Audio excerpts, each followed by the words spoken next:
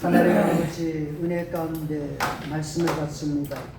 항상 하나님 말씀을 듣고 깨닫고 말씀의 은혜 가운데 우리도 신실하게 아름다운 열매를 맺으며 날마다 주님의 기쁨이 되게 하여 주시옵소서. 아멘. 예수님 이름으로 기도합니다. 아멘. 스데반 집사가 민간에서 표적을 행하고 회당에서 복음을 전할 때 유대인들과 변론하잖아요. 그때 유대인들이 스데반과 변론해서 이길 수 없으니까 돈을 주어서 다른 사람을 사서 스데반이 모셔와 하나님의 성전을 모독하게 한다는 죄명을 씌워가지고 유대 공회로 끌고 갑니다. 유대 공회 대제사장이 이것이 사실이냐라고 물어보자 스데반 집사가 역사적 인물들, 역사적 사실들, 역사적인 사건으로부터 쭉 훑으면서 설교식으로 복음을 전하며 유대인들의 죄악을 책망하고 있습니다. 자, 176초 오늘 5절입니다. 그래서 스데반 집사가 그 역사적 인물을 거론한 것이 제일 첫 사람 누구냐면 믿음의 조상, 언약의 조상 아브라함을 거론한 거예요. 그러니까 그 아브라함의 그것부터 말하는데 오늘 5절 볼까요? 시작. 그러나 여기서 발 붙일 만한 땅도 유업으로 주지 아니하시고 다만 이 땅을 아직 자식도 없는 그와 그의 후손에게 소유로 주신다고 약속하셨으며. 자, 그 아브라함이 가나안 땅을 들어가 약속의 땅을 들어갈 때 누구를 데려갔댔어요? 조카? 롯을 데려간 것이 죄가 되어서 기근을 만났잖아요. 그리고 애굽에 갈 때 자기 아내를 누이라고 했고, 그리고 결국은 하나님의 은혜로 해결돼서 나오는데 누구를 데리고 나왔어요? 하갈을 데리고 나왔잖아요. 그런데 그가 돌아온 다음에 하나님께서 아브라함에게 뭐라 말씀했냐면 이 땅을 너 후손에게 주겠다 이런 말씀 한 거였거든요. 그래요. 재료 한번 보세요. 그러나라는 말씀은 4절과 전혀 다른 말씀입니다. 4절에 보면 하나님께서는 아브라함 일행을 약속의 땅으로 인도하여 들어가게 하셨다는 거예요. 그런데 5절에 그러나라고 말하는데 이것은 아브라함이 약속의 땅에 들어갔으나 라고 말하는 것이 더 정확합니다. 그러나라는 단어가 뭐라고요? 아브라함이 약속의 땅에 비록 들어갔으나 이렇게 해석하는 것이 더 이해되는 해석이라는 겁니다. 여기서는 뭐냐면 약속의 땅에서 이런 뜻입니다. 그러니까 이 말이 뭐냐면 아브라함이 비록 약속의 땅에 들어가기는 들어갔으나 이런 말과 똑같은 얘기예요. 발 붙일 만한 땅도 유업으로 주지 아니하고 다만 이 땅을 아직 자식도 없는 그와 그의 후손에게 소유로 주신다고 약속했다. 영광의 하나님께서 아브라함 일행을 약속의 땅에 들어가게 하므로 아브라함 일행이 약속의 땅 세겜에 머물렀으나 발 붙일 만한 땅도 유업으로 주지 않았습니다. 이 말씀은 난해적인 것은 사실이지만 그러나 깊게 보면 답을 찾을 수 있습니다. 하나님께서는 아브라함에게 가나안 땅을 아브라함과 후손에게 영원히 주시겠다고 약속했으므로 하나님 편에서나 아브라함 편에서나 가나안 땅은 이미 아브라함과 그 후손의 기업인 것은 사실이지만 그러나 현재 아브라함으로서는 약속의 땅에서 주인 노릇하며 살 수 없으므로 하나님 때가 되기 전에는 아브라함과 이삭과 야곱은 약속의 땅에서 나그네처럼 살아야만 했다는 겁니다. 자, 지금 지리 보면 이렇게 된 거예요. 이게 지중해잖아요. 갈릴리 요단강 사이잖아요. 지금 세겜이 여기 있고 헤브론이 여기 있고 부엘시바 다 여기 있는데 자 유브라데강 티그리스강 아브라함이 원래 살던 곳이 우르 여기입니다. 그리고 하란이 여기 있어요. 하란. 그러니까 아브라함이 우르를 떠나서 유브라데강 건너서 하란에서 10년 살죠. 그리고 하나님의 인도를 따라 여기로 가나안 땅에 왔잖아요. 그러면 이 가나안 땅이 뭐죠? 약속의 땅이다 그 말이에요. 그렇죠? 약속의 땅이고 기업의 땅이고 나라다 그 말이에요.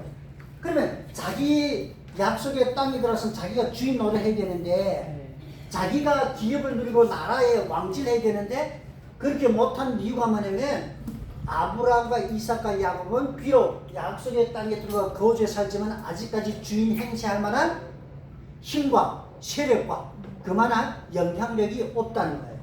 그러니까 여기 들어왔으나 뭐처럼 산다고요? 나그네처럼 이방인처럼 이렇게 살 수밖에 없는 그런 상황이 된 거예요. 뭔 말인지 이해되지요? 그러면 그 다음에 답이 나와요. 훗날 야곱의 75명 가정이 애굽에서 200만 되는 엄청난 번성과 함께 나라를 형성할 인구가 됩니다. 봐요. 저를 보세요. 아브라함이 이삭 낳죠. 이삭이 야곱 낳죠. 야곱이 12아들이죠. 이 12아들 통해서 75명이 되죠. 그러면 이 75명 통해서 출애굽 때 200만이 된다는 거예요. 그러면 200만이라는 것이 그 당시로 말하면 한 개 나라의 그 숫자와 맞먹는 하나의 나라를 형성할 수 있는 인구가 됐다는 거예요. 그러니까 봐요. 초기 때는 한 사람 몇 명이 안 되잖아요. 그러니까 당연히 약속의 땅에서 주인으로 행세할 수 없는 거예요. 그래서 200만이니까 어서 이 약속의 땅이 기업이 되고 나라가 되는 거예요. 상황이 그렇게 발전이 되고 그렇게 역전이 되고 변해간 거죠. 제가 한번 봅시다. 출애굽 후 2세대를 즉 출애굽 때 2세 이상이 1세대로서 40년 광야 생활 때 죽었고 우리 지금 요즘에 민수기 말씀 이거 봤죠? 12성탄권 사건과 함께 출애굽 때 20세 이하와 광야에서 태어난 자들이 2세대들로서 여호수아의 지도하에 가나안 땅 정복 전쟁 7년 후 8년 동안 땅을 분배함으로 가나안 땅은 이스라엘 땅이 되었으며 이스라엘 후손들이 약속의 땅의 주인으로 살게 되었습니다. 결국 하나님께서는 아브라함과 이삭과 야곱에게 약속하신 대로 신실하게 행하셨음을 스데반 집사는 지금 알아본다는 거예요. 아시겠죠?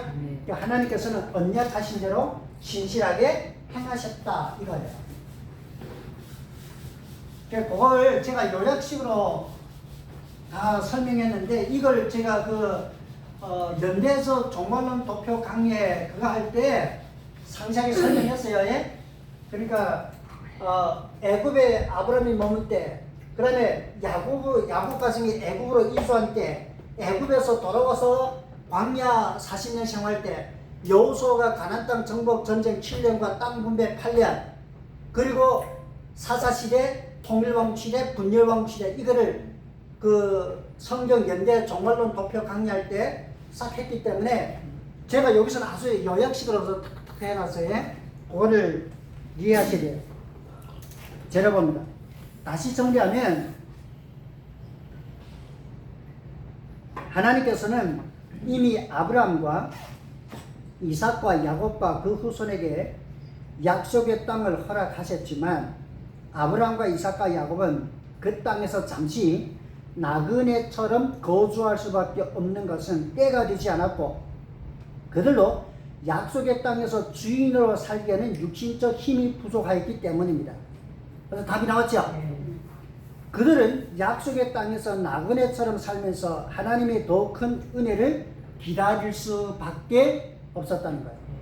예수 그리스도 안에서 사는 우리도 천국은 이미 약속된 나라이지만 우리는 아직 천국에 들어가지 못하였고 이 세상의 나그네처럼 살 수밖에 없고 다시 오실 주 예수님의 재림을 기다리며 이 땅에서 받은 사명에 충성하며 진리의 말씀에 따라 살며 하나님께 영광 돌리며 살고 있습니다.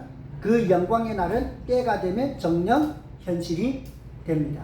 자, 이거를 봐요. 다시 설명할게요. 아브라함, 이삭, 야곱이 약속의 땅에서 뭘로 살았다고요? 나그네처럼 살았다는 거예요. 그러면 이들은 약속의 땅이 이미 주어진 땅이잖아요. 그럼에도 나그네처럼 살았어요. 자, 오늘날에 우리를 봐요. 오늘날의 교회, 우리가 교회 아닙니까? 오늘날의 교회가 천국. 자, 천국은 약속됐어 안 됐어요? 됐어요. 약속됐어요. 언제가 우리 들어가요? 그럼에도 불구하고 우리는 이 땅에서 뭘로 살아요? 나그네로 산다는 거예요. 그렇죠? 똑같은 얘기예요. 그래 나그네처럼 사는데 우리는 뭐 해야 된다고요? 사명에 충성해야 된다. 사명에 뭐 해야 된다고요? 충성해야 된다. 이것이 우리가 나그네로서 이 땅에서 잠시 사는 세상에서 살 삶의 모습이다. 이걸 얘기합니다.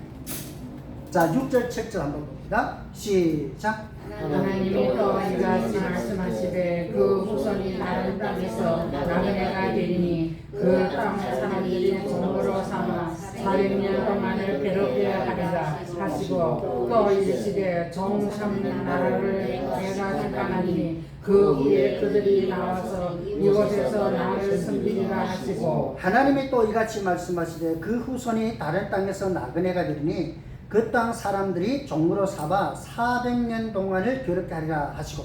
자, 스데반 집사가 지금 말하는 본절 말씀은 창세기 15장에 있는 말씀입니다. 창세기 15장은 하나님께서 아브라함에게 제3 약속의 말씀을 확신시켜 주면서 그 약속이 뭐냐면 아브라함이 이제 후손 아들이 있는다, 이걸 제3 확인시켜 준 거예요.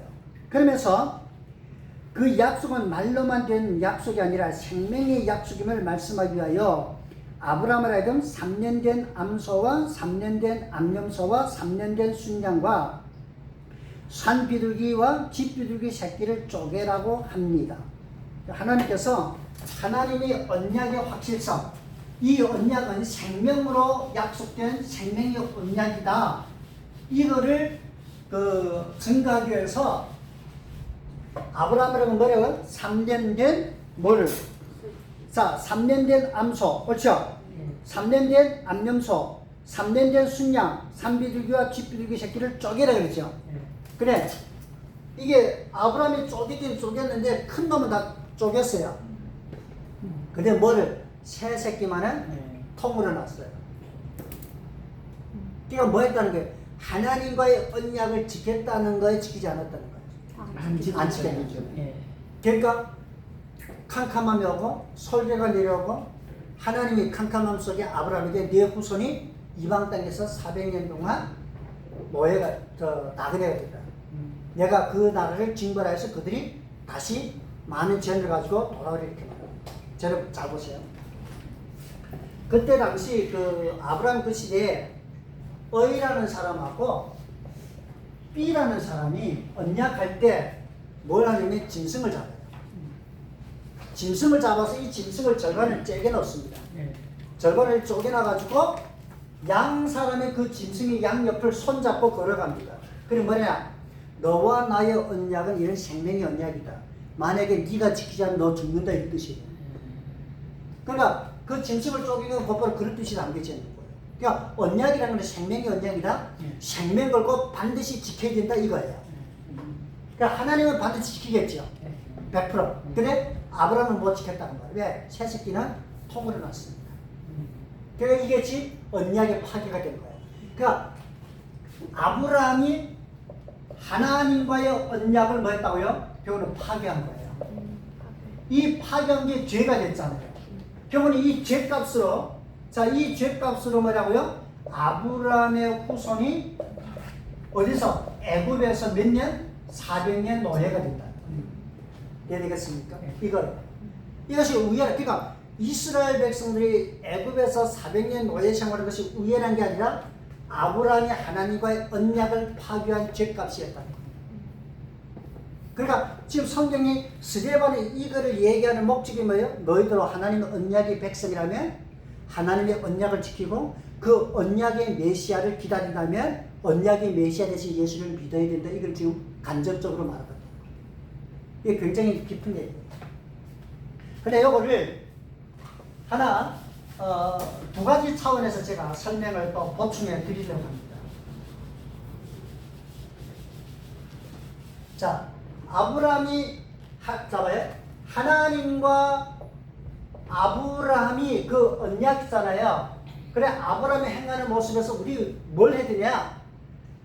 오늘날에 우리 믿음의 삶에 있어서 하나님께 대한 순종, 하나님께 순종은 뭐라고요? 100% 순종이 필요하다는 거예요. 알겠어요? 지금 아브라함은 부분적 순종했잖아요. 순종하기는 했는데 새 새끼는 순종하지 않았잖아요. 그러니까 극히 작은 것까지라도 하나님이 말씀하면 순종해야 된다. 이걸 순종의 삶의 원리를 말씀한 거예요. 그러니까 우리 생각에는 여기까지 거, 요만한 거, 아니 뭐 이렇게 다 했는데 뭐 요것은 아니라는 거예요. 그것이 곧바로 하나님과 언약을 파괴하는 가장 큰 걸림돌이 될 수 있다. 자, 그 다음에 죄에 대해서도 보자고요. 죄에 대해서도 뭐냐면 회개라는 거는 하나님 앞에 철저히 된다는 거예요. 이해되죠? 예. 자, 봐요. 아브라함이 지금 봐요. 큰 거는 쪼갰어요, 안 쪼갰어요? 다 쪼갰잖아요. 근데 새 새끼는 안 쪼갰죠? 예. 그 말은 우리는 큰 죄는 잘 회개해요. 예. 그래, 작은 죄는 요만한 거, 이거 누구도 쉽게 범하는 거, 이거는 누구 봐도 당연한 거, 이만한 게 무슨 문제가 돼? 문제가 전혀 되지 않아 보이는 거. 그런 자그마한 죄까지라도 돼서 성경 예수님 말씀 네가 머리털까지도 갚지 않으면 거기서 못 나온다. 머리털이 뭐예요? 이건 우리 생각에는 하찮은 거잖아요. 생각지도 않는 거잖아요. 그래서 주님께서 뭐냐고? 그 죄를 다 회개하라. 그렇지 않으면 그 죄에서 나오지 못하는 죄의 종이 된다. 그렇기 때문에 죄라는 것은 꼭 기억하세요. 내가 볼 때 이거 아무것도 아니야 하는 그것이 곧바로 어찌 보면 내게 가장 큰 걸림돌의 장애가 될 수 있다는 거예요.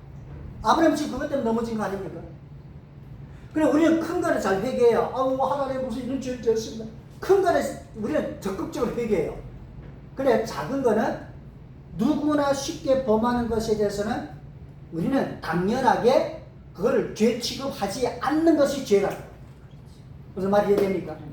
그러니까 우리가 죄 취급하지 아니하는 그것이 곧바로 가장 큰 죄가 되고 우리의 걸림돌이 되고 우리의 삶의 고통이 될 수 있는 죄값이 될 수 있다. 두 가지 차원의 설명해 드렸어요. 요거를 잘 기억하시고, 그러니까 항상 죄는 가볍게 대해서도 안 되고, 죄는 대수롭게 대해서도 안 되고, 죄는 아주 지나쳐서도 안 되고, 덮어버려서도 안 되고, 죄는 무조건 회개해야 된다는 사실을 아시기 바랍니다. 자, 넘어갈게요. 자, 그래서 봐요. 제가 설명해 드리겠는데, 넘기세요. 178쪽 봐요. 아브라함이 하나님의 말씀에 부분 순종했잖아요. 그렇죠? 부분 순종했다고 말이에요. 왜? 큰 거는 쪼개고 작은 건 안 쪼갰잖아요. 그래, 이 부분 순종한 게 뭐가 됐다고요? 죄가 됐죠. 자, 죄가 되면 뭐가 와요? 죄가 되면 어둠이 옵니다. 아브라함이 그 큰 거는 쪼개고 새 새끼는 그대로 놨을 때 뭐가 왔다요? 어둠이 왔다. 죄가 오면 꼭 어둠이라는 게 뭐예요? 불안이 왔다는 거예요. 그러니까 죄는 평안이 있을 수 없다는 거예요. 죄를 짓고는 평안한 사람이 절대 있을 수 없다는 거예요. 어둠이 꼭. 그 다음에 뭐가 왔어요? 솔개가 왔잖아요. 솔개, 새. 자, 솔개가 뭐예요? 상징적으로 마귀 아니에요, 마귀. 마귀가 나를 찾아. 마귀가 찾아온다는 거예요. 우리가 범하는 죄가 마귀가 틈타는 기회입니다. 우리가 범하는 죄가 마귀가 우리를 참소하는 기회예요. 말이 이해됩니까? 그 아브라함이 이걸 쫓았어요, 쫓았어요? 쫓았는데 힘들었잖아요, 아브라함도. 그 말이 뭐냐? 아브라함이 그 문제를 해결하지 못했다는 거예요. 말이 이해되죠? 힘들어 지쳤다는 거예요. 그래, 결과적으로 뭐냐면, 결과적으로 하나님의 심판이 선언되잖아요. 죄값이 왔다. 죄값이. 그러니까 이걸 우리가 성경적으로 싹 보면, 흐름을 보면, 우리는 이렇게 살면 안 되겠구나. 이 아브라함의 이 사건이 우리에게는 거울이구나. 우리가 믿음으로 산다는 것이 정신 차려야 되고, 정말 하나님의 보시기에 합하게, 은혜 받을 만하게, 믿는 자에게 선이 되게, 우리의 삶이 복되게, 말씀에 따라 온전히 살며 죄를 멀리하는 하나님의 뜻대로 살기를 바랍니다. 자, 들어봐요. 178페이지. 이제 얘기를 제가 그 흐름을 그건데 제가 이렇게 싹 영적으로 해석해 줬어요. 그래서 그거는 지나가도록 할게요. 저는 여호와께서 아브라함에게 이르시되 178조 너는 반드시 알라 내 자손이 이방에서 계기려 그들을 섬기겠고 그들은 400년 동안 내 자손을 괴롭히니 그들이 섬기는 나라를 내가 징벌할지며 그 외에 내 자손이 큰 재물을 이끌고 나오리라. 자, 하나님께서 아브라함에게 말씀하신 후 아브라함의 손자 야곱 시대에 요셉이 애굽의 총리가 됐죠. 네. 우리가는 창세기 그 성경 종말론 도표 강좌에서 다 했어요. 예? 네. 요셉이 17세 소년에 그 꿈을 2번 꾼 것 때문에 형들에게 팔려가지고 애굽에 가서 13년 고생 끝에 그 다음에 애굽에 34일에 총리가 되잖아요. 네. 그리고 7년 풍년, 그 다음에 7년 흉년의 첫 해에 요셉의 형들이 왔다가 그리고 2년째 또 왔다가 요셉이 정체를 들이고 그 사건 다 있었습니다. 예? 결국은 요셉이 38세 때 누구냐면 38세, 39세 때 야곱의 가정이 75명이 애굽에 가나안 땅에서 애굽으로 이주해 가는 그 사건에 대해서도 다 알았어요. 자, 여러분 이거 보세요. 가나안 땅이 여기에요. 여기 헤브론은 여기 나오죠? 자, 제가 보세요. 여기 헤브론, 브엘세바. 그러니까 여기가 그 요셉의 그 야곱의 가족이 살던 지역이에요. 근데 여기서 이제 75명이 쭉 내려가 가지고 어디 가냐면 이 고센 땅, 여기 고센이라고 나오죠? 이 고센 땅에 가서 살게 됩니다. 고센 땅에 물이 많고 풀이 많았잖아요. 여기서 살게 돼요. 자, 그러니까 그거를 설명한 거예요. 자, 거기 그 아래 거는 자, 여러분들 이 아래 거는 제가 이미 다 했기 때문에 설명 안 할게요. 어디를 하게 되면 여기를 봅시다. 여기 그때는 언제냐면 자 봐요. 야곱이 여기 나오죠? 밑에 넉 줄 여기 한번 보세요. 야곱이 애굽으로 이주할 때 나이는 130세이며 창세기 47장 9절 나와요. 그때는 주전 1876년 경이며 야곱은 애굽에서 17년 삽니다. 그러니까 147세 죽습니다. 야곱이. 그리고 창세기 50장 21절 보면 요셉은 110세에 죽습니다. 야곱이 가정을 이끌고 애굽으로 이주한 때로부터 430년 후 주전 1446년에 출애굽을 합니다. 정확하게 430년입니다. 그러면 여기 한 가지 이제 알고 넘어가야 되겠는데 179쪽 봐요. 179쪽에 야곱 가정이 애굽으로 이주할 때는 언제라고요? 주전 1876년이었죠. 그러면 출애굽이 언제라고요? 주전 1446년이었죠. 그래 정확하게 몇 년이에요? 430년이죠. 옳죠? 그러면 저리 보세요. 야곱 가정이 애굽으로 이주한 후 430년 만에 출애굽이 있었다는 성경적 근거는 출애굽기 12장 40절부터 41절에 말씀합니다.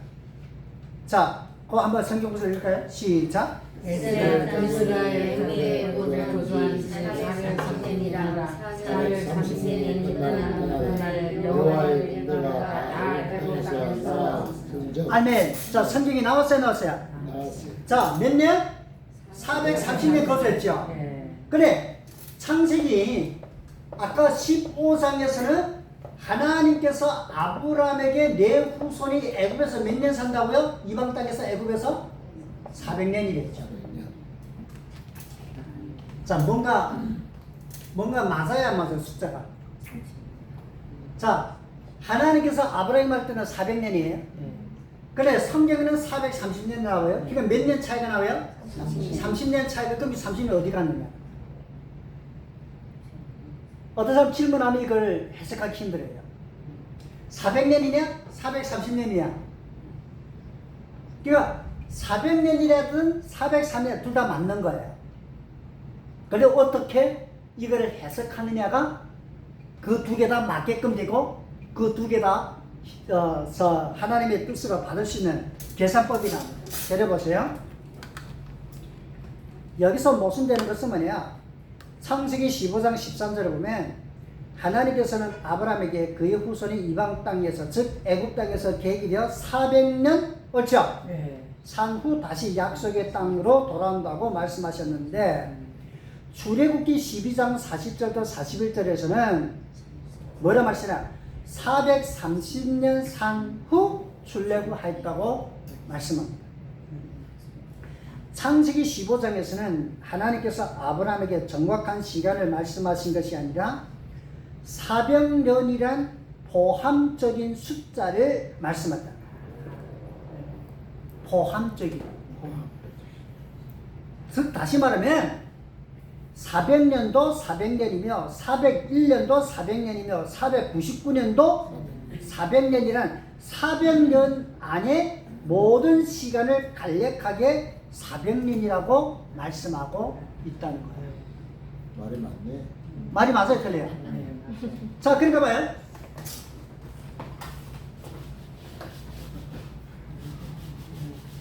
그러니까 이게가 말의 표현법인데 하나님께서는 포함적인 그 숫자를 포함적으로 지금 400년이라고 말씀하고 있고, 물론 이 400년이라는 것이 40 곱하기 10 뭐 어떤 그런 것도 해석될 수 있는 말인데, 자 보세요. 하나님은 400이라는 숫자에 뭘 더 포함했다는 거예요. 그러니까 400년부터 499년까지는 다 400이라고. 그 말이에요. 여러분, 왜 제가 이 얘기를 이렇게 해석하냐면 근거가 있어야 되죠. 만약에 근거가 없다면 이 말이 거짓말이 될 수 있어요. 자, 뭐가 근거냐? 여러분, 하나님께서 인류조상 아담을 창조해야 해요. 그래, 하나님께서 인류조상 아담을 창조할 때 발발 기는 아담을 창조했어요? 성인 아담을 창조했어요? 성인 아담. 그렇죠. 예. 아담을 창조해 성인이라고 말해요. 그러면 아담은 이미 완성된 성인이에요. 근데 뭐가 없어요? 아담이 어머니의 잉태되는 시간과 출생의 시간과 어린 시절과 성장의 과정, 성인 되기까지 과거가 있어요, 없어요? 없어요. 그래, 여기는 현재로만 있다고 말이에요. 그렇죠? 그러니까 이제는 아담은 현재 성인으로서 또 미래로 사는 거잖아요. 그럼 이 과거는 어디 갔을까? 하나님께서는 이 과거를 현재 속에 다 집어넣었다. 말이 됩니까? 정확하게 알아야 됩니다. 봐요? 아담에게는 과거가 없어요. 현재 성인으로 직접 나왔어요. 그러면 아담의 과거, 성장의 과거가 있어야 되는데 이 과거는 하나님께서 아담의 현재에다가 넣었다는 거예요. 애매하다. 답이 나왔죠? 자, 우리가 성경 봐요. 하나님께서 창조할 때 짐승들 봐요. 모든 짐승들도 봐요. 모든 짐승은 이미 완성된, 이미 무슨 짐승이에요? 성장된, 완전히 그 생육할 수 있고 번성할 수 있는 그런 정상적인 짐승으로 창조했다. 그러면 그 모든 짐승도 뭐죠? 현재는 다 성장된 짐승이다 그 말이에요. 그렇죠? 그러면 현재는 이런데, 그러면 이 짐승의 과거가 현재 속에 다 집어넣었다고 말이에요. 말이 좀 이해되죠? 그렇기 때문에 요즘에 과학자들이 뭐 지구, 태양 뭐 100억 년이요, 뭐 지구는 50억 년이요, 짐승은 뭐 3억 년이요, 뭐 어떻게 말이나 상관없어요. 우리 성경과 어긋나볼 것 같으면 절대 어긋나. 이 지구 땅덩어리의 나이를, 과거의 나이를 하나님 그 안에다 다 집어넣었다는 거예요. 그냥 인간이 그걸 발굴한 것 뿐이에요. 정답이 나왔죠, 어제는?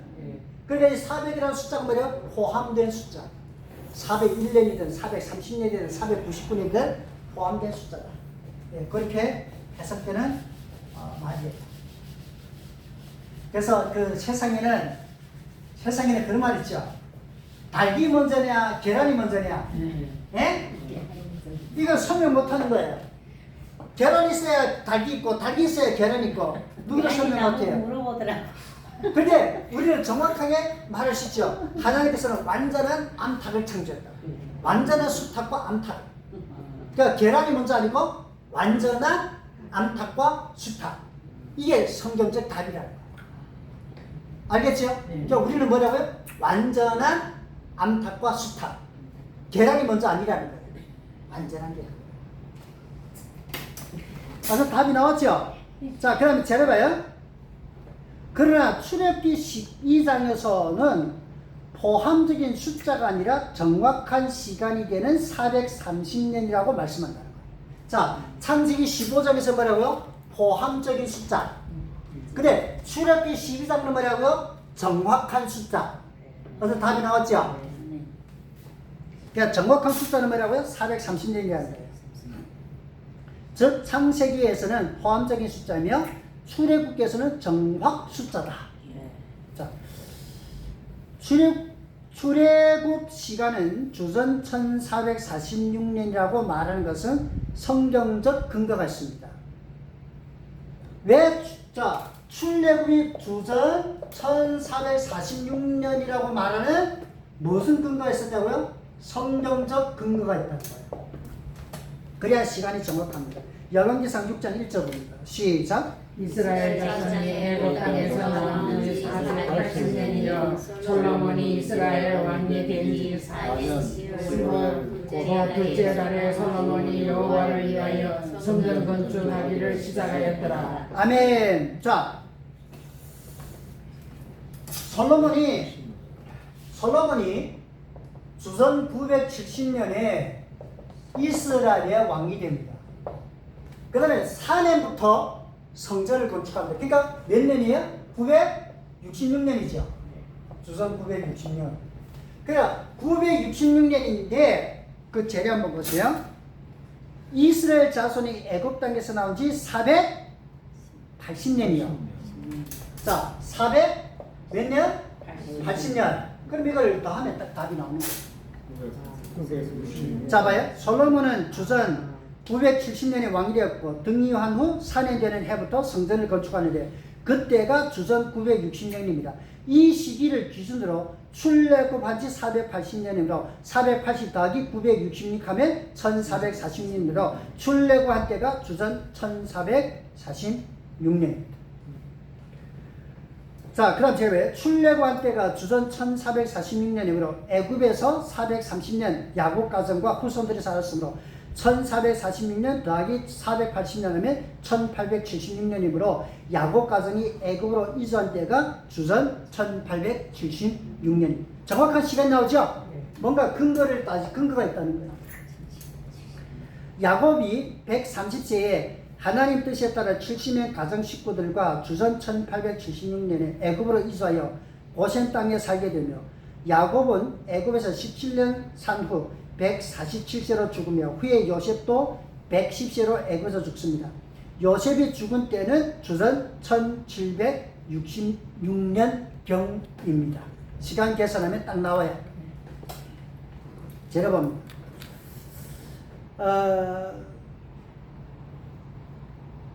출애굽기 1장 보면 요셉이 죽은 후 애굽에 새롭게 일어난 왕은 요셉의 업적을 뒤엎고 애굽에 사는 야곱의 후손들을 괴롭히며 학대하며 노예 취급하는데 그 수단이 점점 강하며 이스라엘 백성의 뿌리를 뽑는 정책이 곧바로 남자아이가 태어나면 공개적으로 죽였으며 주전 1446년 출애굽하기 전이 제일 절정에 이른 때입니다. 그러므로 요셉이 죽은 주전 1766년부터 출애굽한 주전 1446년까지는 320년으로서 야곱의 후손들이 애굽에서 실제 노예로 산 기간은 320년입니다. 그러나 야곱이 애굽에 이주한 때로부터 출애굽까지 전부 기간이 430년이므로 성경은 애굽 430년 생활이라고 말하는 것뿐이라는 거예요. 그러니까 실제로 애굽에서 고통당하고 학대당하고 죽임당하는 그 시점이 어디냐? 요셉이 죽은 다음 대략 230년 동안 애굽에서 노예 생활했다라고 시간을 보는 게 제일 정확하다. 여러분들 또 이르시되 종 삼는 나라를 내가 심판하리니 스데반 집사는 창세기 15장에 하나님께서 아브라함에게 하신 말씀을 그대로 인용하여 말하기를 하나님께서 하나님의 선민 이스라엘 백성을 괴롭히고 노예로 부리는 애굽을 심판한다고 말씀합니다. 이것은 출애굽기 7장부터 14장에 나오는 애굽에 내린 10가지 재앙과 홍해에서 애굽 군대를 물매장한 사건을 말씀합니다. 하나님께서 모세와 아론 통해 애굽에 내린 10가지 재앙. 자, 읽어봅시다. 어떤 재앙인가? 시작. 비, 개구리, 티끌이, 이되는 재앙. 파리, 가축, 죽음의 재앙, 악성 종기 재앙, 우박, 메뚜기, 흑암, 짐승의 촛대생과 장자 죽음 재앙, 이 10가지입니다. 그래서 거기 보면 피, 개구리, 티끌이 이 되는 재앙, 파리, 가축 죽음 재앙, 악성 종기, 우박, 메뚜기, 흑암, 짐승과 사람의 초태생에 죽는 재앙. 10가지 재앙 내렸어요, 안 내렸어요? 하나님 말씀을 했잖아요. 내가 그 아브라함의 후손을 그 괴롭히는 그 나라를 하나님이 징벌한댔잖아요. 자, 징벌했잖아요. 10가지 재앙으로. 하나님께서 모세와 아론 통해 애굽에 내린 10가지 재앙은 그 당시 애굽 사람들이 섬기는 10가지 우상들입니다.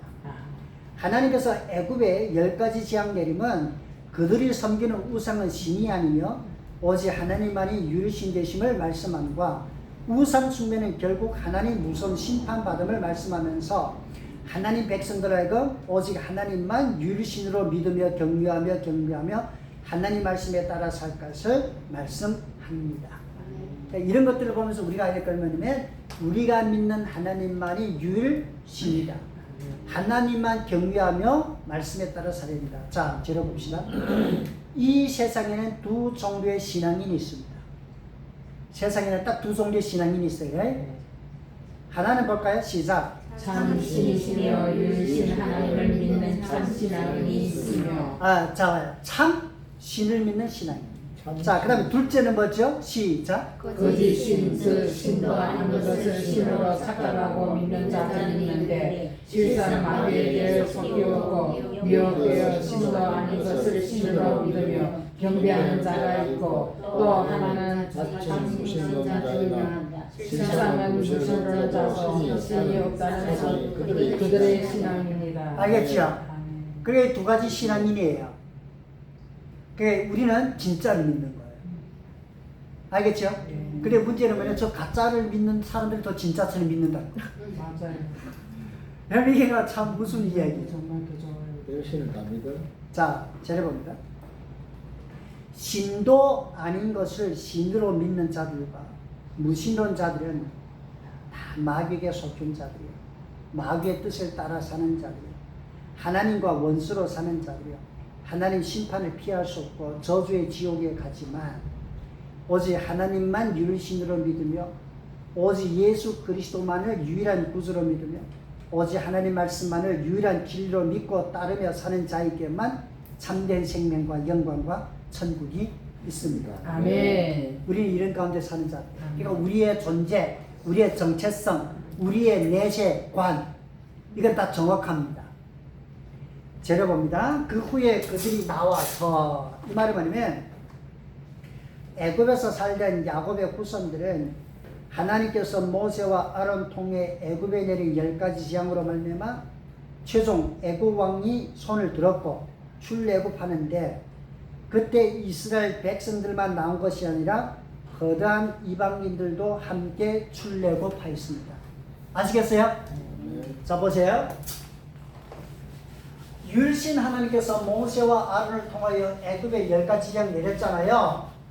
결국은 애굽 왕이 손을 들었어요. 자, 하나님의 은혜로 출애굽하잖아요. 자, 출애굽할 때에 두 종류의 사람이 출애굽합니다. 하나는 하나님의 선민 누구예요? 이스라엘. 또 하나는 뭐냐면 허다한 잡족. 그러면 허다한 잡족이 누구예요? 이방인이잖아요. 이게 하나님께서 왜 이 사건을 말씀할까요? 이건 뭐냐면 자, 예수 그리스도 안에서 이스라엘과 이방인의 구원을 말씀한다고 말해요.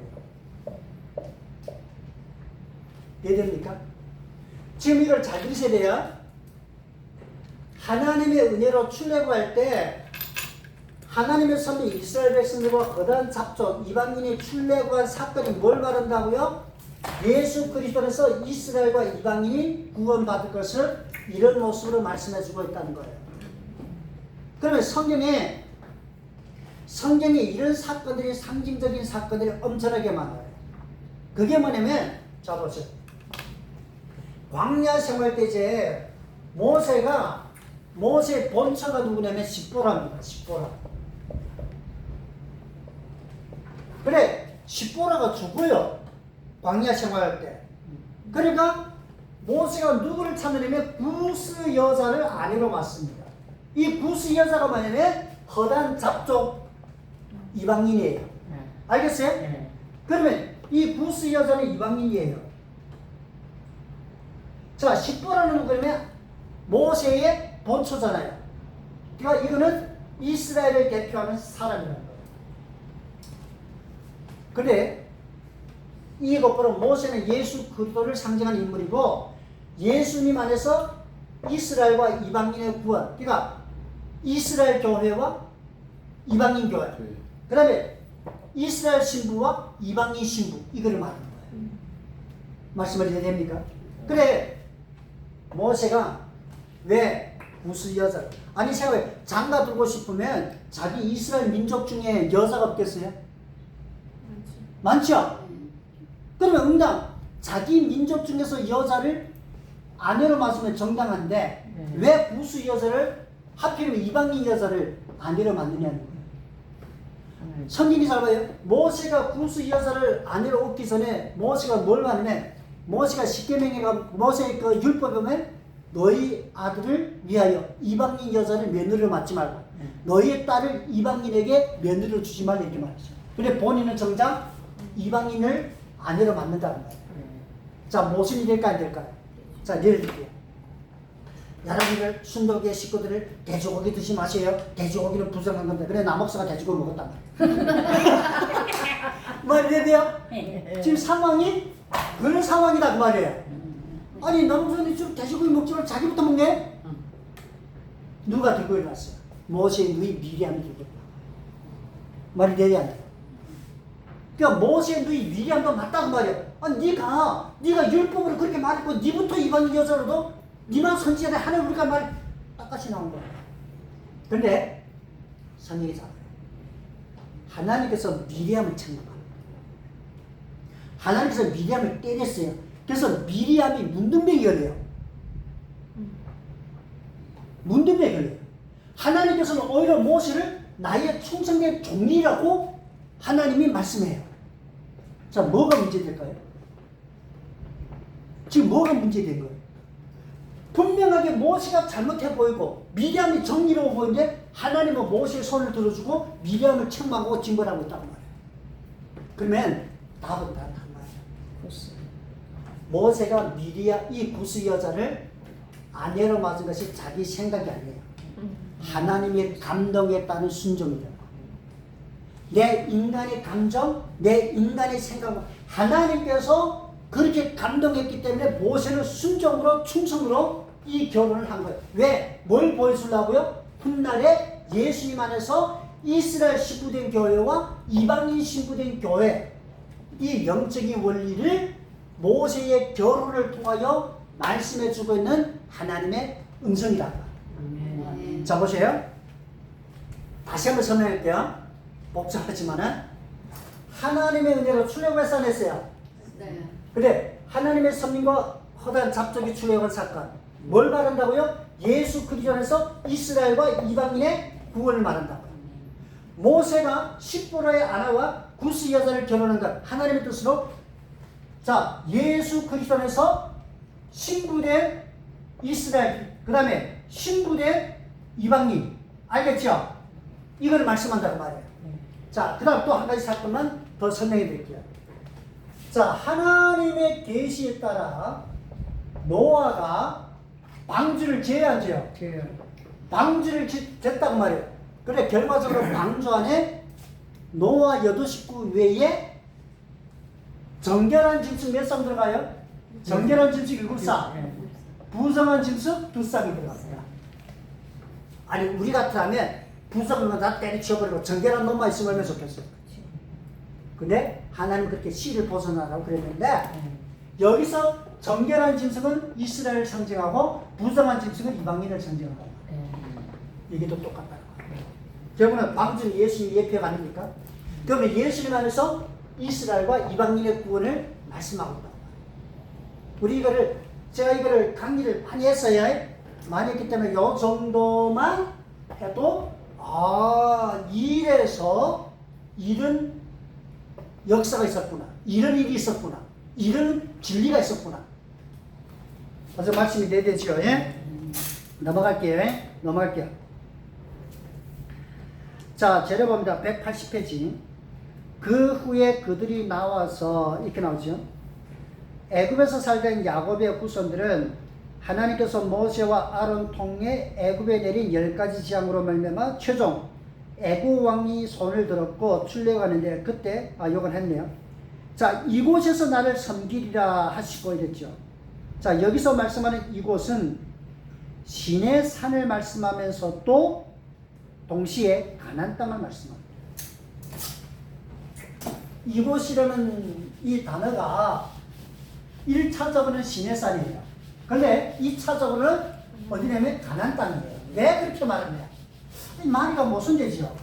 차라리 이곳에서 하나님께서 모세와 하나님께서 지금 스데반을 통해서 지금 뭘 말하냐? 하나님께서 뭐라 말했어요? 이곳에서 하나님을 뭐 한다고요? 섬긴다고 그랬어요. 그렇죠? 그러니까 이곳이라고 말했지 어떤 특정적인 지역 환경을 말하지 않았다는 거예요. 그러면 이곳이라는 단어가 이제 뭐랬어요? 1차적으로는 시내산이었죠. 그 다음에 2차적으로는 뭐라고요? 가나안 땅이랬어요. 가나안 땅은 약속의 땅이잖아요. 그러면 죄를 어떻게 해석했느냐 한번 보시죠. 주전 1440년의 1월 10월 6월절 새벽에 이스라엘 백성들은 허단 잡족들은 하나님의 은혜로 출애굽했는데 낮에는 구름 기둥과 밤에는 불 기둥이 함께함과 보호와 인도에 따라 3월경에 시내산에 도착하여 진을 칩니다. 그렇죠? 그리고 그때 모세는 하나님 부르심 받아 시내산에 올라가 40일 있었으며 하나님께서는 시내산에 강림하셨고 모세에게 말씀하시면서 친수로 만드시고 십계명을 기록한 두 도판과 다른 율법 말씀과 성막에 관하여 말씀을 주었습니다. 이제 이스라엘 백성들은 하나님께서 시내산에서 모세에게 준 십계명과 율법 말씀과 성막 말씀에 따라 하나님을 경외하며 영광 돌리며 하나님 백성으로서의 거룩한 삶을 살면서 광야를 거쳐 약속의 땅에 들어가 계속 살면서 최종 메시아를 기다립니다. 이 말이 이런 해석이라는 거예요. 이곳에서 나를 섬긴다는 말이 이런 말이에요. 그러므로 시내산에서부터 받은 말씀에 따라 살면서 약속의 땅에서도 메시아 올 때까지 말씀에 따라 살아야 함을 이런 식으로 말씀했다는 거예요. 자, 답을 정리해 드릴게요. 자, 애굽에서 나왔어요? 자, 지도를 그리면 이런 거예요. 지중해 요단강 이게 홍해산에 여기 애굽산, 여기 시내산이 여기입니다. 애굽에서 나와서 홍해를 건너서 시내산에 왔잖아요. 시내산에서 모세가 올라가 40일 쉬면서 십계명과 성막법과 율법의 말씀 받았잖아요. 그러면 그게 곧바로 하나님의 계명의 말씀이에요. 그 말씀과 율법의 계명, 성막 그 말씀에 따라 살면서 광야에서도 살고 그 다음에 약속의 땅에 가서도 살면서 누구를 기다린다고요? 메시아를 기다린다. 이게 곧바로 하나님을 섬기리라 이런 말씀입니다. 이곳에서 하나님을 섬긴다는 말의 진정한 뜻입니다. 하나님의 계명의 말씀에 따라 살면서 언약의 말씀에 따라 살면서 궁극적으로 메시아를 기다리는 신앙. 이게 곧바로 뭐냐면 이곳에서 하나님을 섬긴다라는 말씀의 해석거리예요. 어떤 지리, 장소라기보다 또 하나님의 계명의 말씀에 따라 언약의 땅에서 살면서 누구를 기다리는 것? 메시아를 기다리는 것. 메시아를 기다리는 것.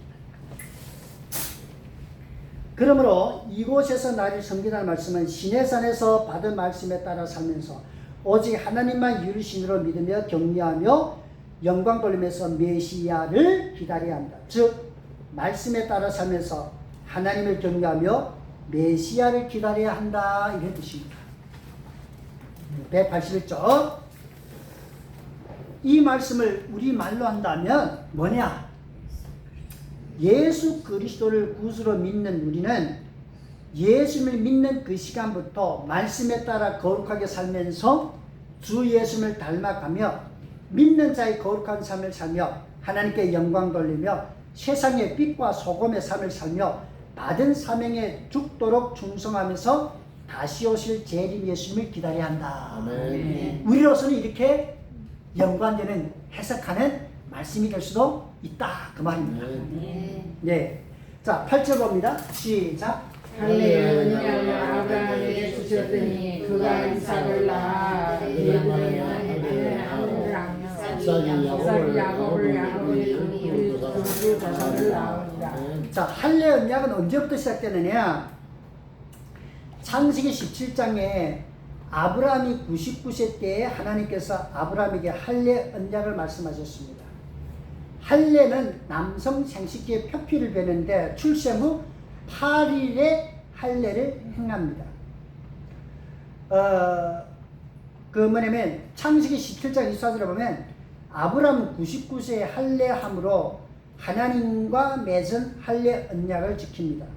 아브라함은 99세에 할례를 행했으나 이삭은 출생 후 8일 만에 할례를 행하였고 야곱도 출생 후 8일에 할례를 행하였으며 야곱의 12아들도 출생 후 8일에 할례를 행하였습니다. 아브라함과 이삭과 야곱은 이스라엘 3대 조상이며 야곱의 12아들을 통해 진정한 이스라엘 민족의 번성과 이스라엘 나라가 형성됩니다. 근데 이게 할례에 조금 설명해 드리겠는데 왜 8일이냐? 그러니까 태어난 지 왜 8일째 날에 태어난 아이 생식기 표피를 베느냐? 왜 7일이 아니냐? 의학적으로는 7일에 피가 많이 나고 8일에 피가 적게 난다. 이렇게 설명도 되지만은 그러나 이게 좀 그런 뜻 넘어서 성경적인 깊은 뜻을 찾아요. 그게 뭐냐면 8일이라는 건 뭐냐면 자 8일이라는 건 뭐냐면 여기서는 새 출발이에요. 새 출발이라는 건 뭐냐면 봐요. 8일째 날에 할례 나잖아요. 옳죠? 네. 할례를 하는 것이 누구의 말씀 때문에? 그렇죠. 하나님의 언약의 말씀, 하나님의 언약의 말씀에 대한 순종이죠. 하나님의 언약의 말씀에 순종하여 할례를 하잖아요. 그러면 하나님의 순종하여 언약의 표를 갖잖아요. 몸에. 그렇죠? 할례를 했으니까 저는 새롭게 변화된 하나님의 언약의 표를 가진 새 출발의 삶이잖아요. 하나님의 언약을 받은 새 출발의 삶이에요. 하나님의 백성으로 살아가는 영광이에요. 그러니까 8이라는 게 이런 영적인 뜻이 담겨져 있습니다. 어떤 의학적인 것도 있겠지만은 저는 그거를 좀 넘어서 하나님의 언약 말씀에 순종을 해서 하나님 백성의 표를 가지고 저는 새롭게 하나님 백성으로 살아가는 새 출발의 영광스러운 삶의 모습을 8이라는 이 말씀에서 해석이 가능하다. 자, 그럼 재려 봅시다. 할례는 두 가지 뜻을 말씀합니다. 자, 두 가지 뜻이에요. 1번 봐요. 뭐예요? 시작. 하나님 말씀에 대한 완전 순종의 삶을 말씀합니다. 예. 할례를 누가 언약하신 거예요? 하나님 말씀했잖아요. 그러니까 할례를 행한다는 거 뭐죠? 하나님 말씀에 대한 완전 순종의 삶을 살겠습니다. 그죠? 자, 둘째. 시작. 하나님 백성으로서 몸의 표를 갖는 영광스러운 흔적을 말씀합니다. 아멘. 그렇죠? 할례를 가졌다는 것은 이게 하나님 백성이라는 표, 이 자호감, 영광, 이 두 가지를 말씀해요. 자, 여러분. 구약시대는 할례를 행하지만 신약시대 교회에서는 세례 또는 침례를 행합니다. 침례교는 침례를 하고 우리 장로교단은 세례를 행합니다. 세례에 대하여 성경적으로 알아야 합니다. 1번 봐요. 세례의 뜻. 세례는 헬라어 바티스마로서 잠그다, 씻는다. 씻다. 그것도 밑에 시옷 받침이 없네. 씻는다 그런 뜻이에요.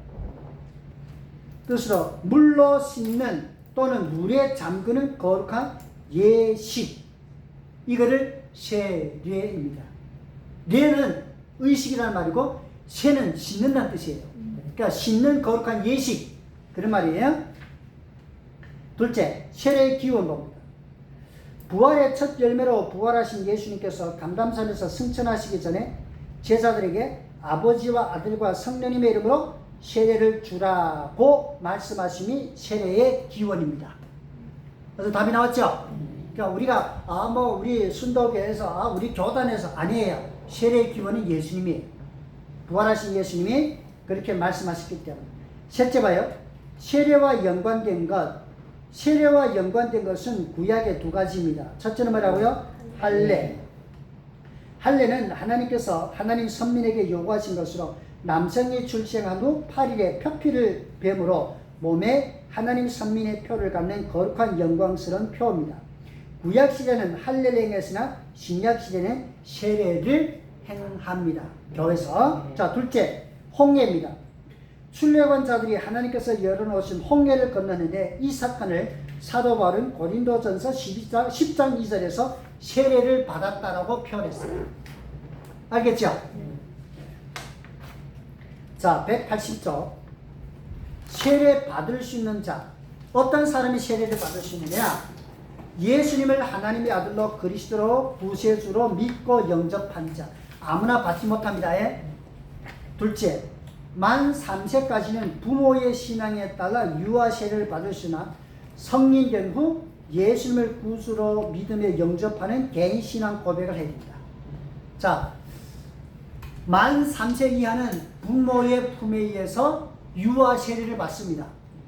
그런데 그 유아는 부모의 신앙에 의해서 세례 받았죠. 그러나 이 아이가 자기 스스로 인정사정 물정을 알고 성인이 될 때는 자기 스스로 입으로 예수님을 구주로 믿는 믿음의 고백은 해야 됩니다. 세례는 다시 받을 필요가 없지만은 믿음의 고백은 꼭 본인의 입으로 하도록 해야 된다는 거예요. 다섯째 봐요. 세례 받는 장소. 세례 받는 장소는 제한되어 있지 않습니다. 교회 모임에서, 가정에서, 광야에서, 해변에서, 산에서, 들에서 그 어디서든지 세례를 행할 수 있습니다. 그러니까 어떤 특별한 장소에 제한받을 필요가 없다는 거예요. 여섯 번째, 세례의 의미, 뜻 봅니다. 죄를 씻는다는 상징을 갖고 있습니다. 세례는 씻는 거룩한 예식이므로 물로 온몸을 씻듯이 예수님 피로 자신의 전신을 깨끗하게 한다는 상징적 의미를 갖고 있습니다. 세례를 죄를 씻는 상징성을 갖고 있을 뿐이요 결코 죄를 씻을 수는 없습니다. 알겠죠? 구원과 아무런 관계가 없어요. 자, 이거 또 세례 받았으나 나 죄 사함 받았습니다. 절대 그러면 안 돼요. 상징성이에요. 자, 봐요. 이 물이 내가 지금 세례 받잖아요. 이 물이 육신의 물인데 이 물이 내 몸을 씻는 것이 나는 예수님 피 안에서 죄 사함 받음을 이 예식을 행합니다. 그런 믿음의 상징성을 갖고 하는 거예요. 자, 죄 사함은 뭐라고요? 회개함으로 죄 사함 받습니다. 세례 받았다고 구원 받았다는 말이 아니에요. 구원은 뭐라고요? 예수님을 구주로 믿고 영접함으로 구원받고 우리의 죄가 사함 받는 것은 회개를 통하여 예수님의 피의 죄 사함을 받아야 됩니다. 그러니까 세례는 구원과 죄 사함과는 상관이 없어요. 단순하게 거룩한 예식에 불과한 거예요. 그래서 알겠죠? 두 번째 봐요. 예수 그리스도와의 연합을 상징하는 것이다. 예수님을 믿음으로 이미 예수님과 연합된 생명의 삶이지만 세례를 통하여 자신이 이제는 확실히 예수님과 연합된 삶을 고백하는 신앙 고백과 같은 행위입니다. 그러니까 성도들 앞에서 세례 받으면서 나와서는 죄인데 나는 죽었고 나는 예수님과 연합되고 나와서는 주님에서 살겠습니다. 이게 신앙 고백과 연관됐다는 거예요. 자, 그 다음에 세 번째는 뭐예요? 그리스도 안에서 새롭게 살겠다는 신앙 고백입니다. 세례를 받음으로 이제는 새롭게 변화되어 그리스도를 위하여 하나님 나라를 위하여 새롭게 살겠다는 신앙 고백의 성격과 약속을 갖고 있는 것이 뭐냐면 세례의 정신, 세례의 정체입니다. 그래서 답이 나왔어요. 네. 자, 그 다음 일곱 번째, 세례 받은 자에게 임하는 은혜. 첫째 봐요. 거룩한 직분을 받을 수 있습니다. 교회의 각 직분은 아무에게나 주는 것이 아니라 예수님을 믿는 자가 첫째며 둘째는 세례를 받은 자에게만 거룩한 직분이 주어질 수 있다는 겁니다. 세례 안 받으면 안 돼요. 둘째는 성찬을 먹을 수 있습니다. 성찬은 교회에서 행하는 떡과 포도주, 먹는 거룩한 예식으로 예수님을 구주로 믿는 자이면서도 세례를 받은 자가 성찬을 먹을 수 있습니다. 그러나 교회마다 성찬을 먹는 것에 대하여 누구나 먹을 수 있다 하여 믿는 자는 성찬을 먹게 하기도 하지만 대부분 교회에서는 세례 받은 자에게만 성찬 먹는 것을 허락하고 있다. 요거는 성찬은 교회마다 목사님마다 좀 차원이 다르게 성찬을 행합니다. 그러니까 저는 뭔지 알겠죠? 할례 우리는 신약 시대 와서는 세례입니다. 세례 그 내용을 다 알았어요.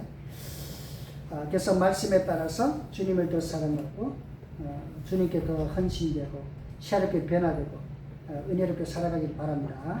기도드립니다. 하나님, 오늘도 주님의 말씀을 받았습니다. 우리가 이런 말씀 받으면서 성경의 흐름을 정확하게 알고 우리의 신앙이 주님 안에서 더 새롭게 변화되고 주님을 향하여 죽도록 충성하며 사명을 감당하며 은혜만 넘치기를 원하고 예수님 이름으로 기도합니다. 아멘. 감사합니다.